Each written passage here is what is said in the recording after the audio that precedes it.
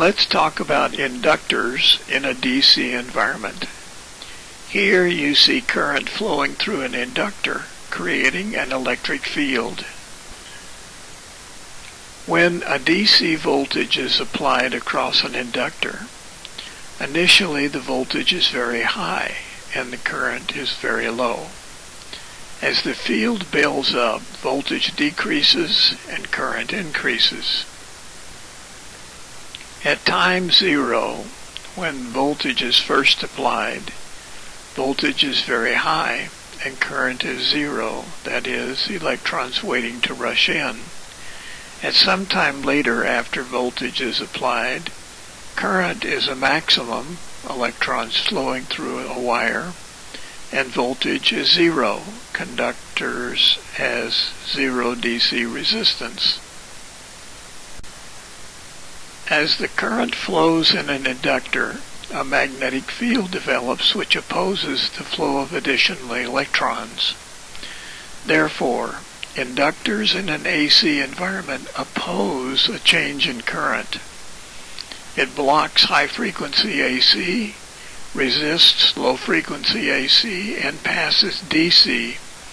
Also, the voltage leads the current in an inductor, the opposite of what happens in a capacitor. Inductors have less reactance at lower frequencies. The reactance increases as frequency increases, which is just the opposite of capacitors. The relationship between frequency and inductive reactance is linear.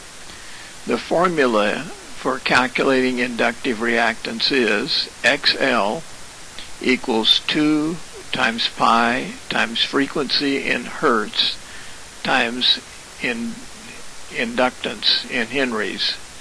XL equals 2 pi FL. Remember, inductors and capacitors react to changing AC currents. Voltage lags current in the capacitor. Voltage leads current in the inductor. Putting inductors and capacitors together creates an electronic bell that rings or resonates. Inductor feeds capacitor, capacitor feeds inductor in a back and forth reciprocal way. Resonance happens when the reactance of the inductor equals the reactance of the capacitor.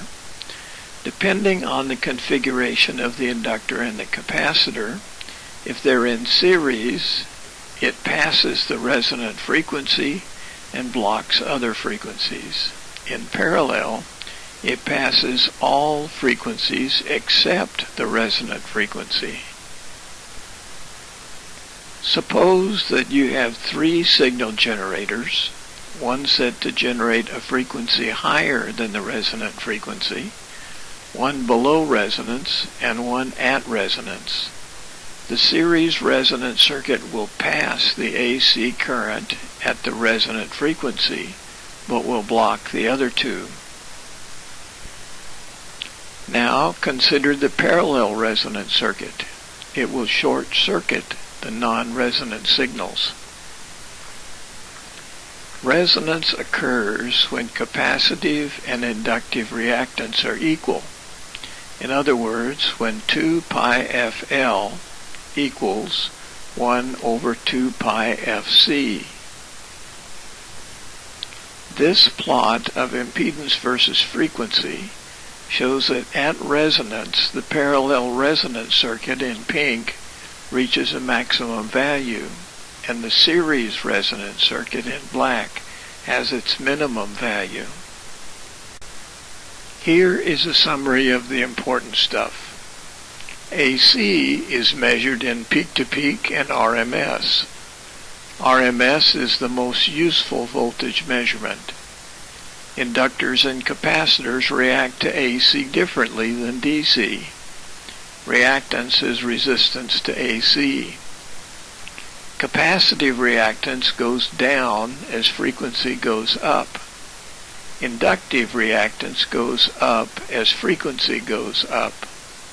An LC circuit is resonant when the inductive and capacitive reactance are equal. And now let's consider peak-to-peak voltage, RMS voltage, and power.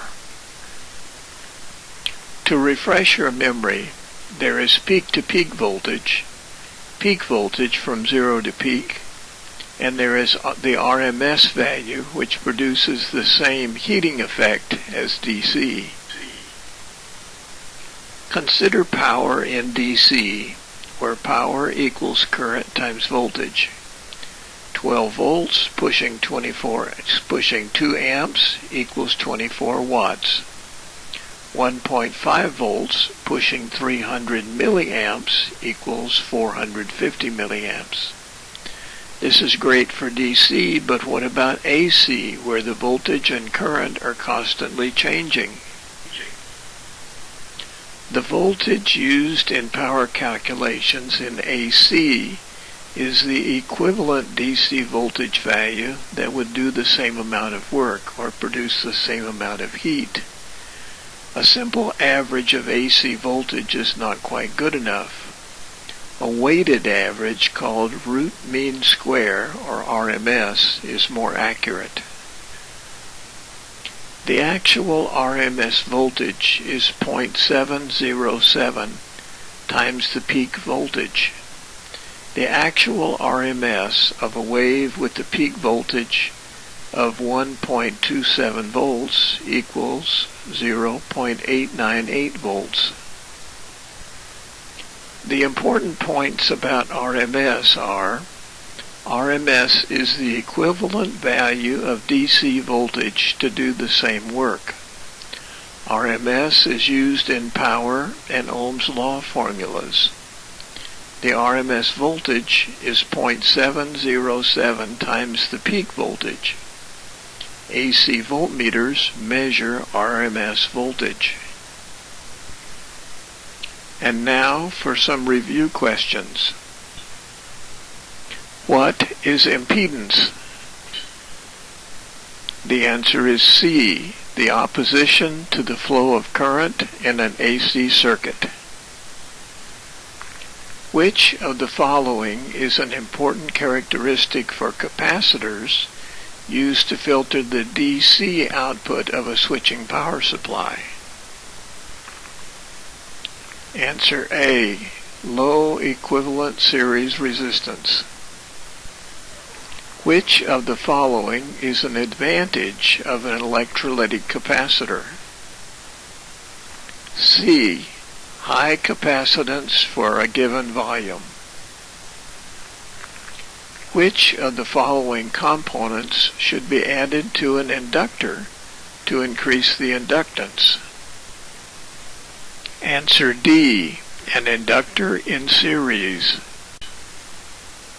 What is one reason to use an impedance matching transformer? The answer is B, to maximize the transfer of power. Which value of an AC signal results in the same power dissipation as a DC voltage of the same value? Answer C, the RMS value.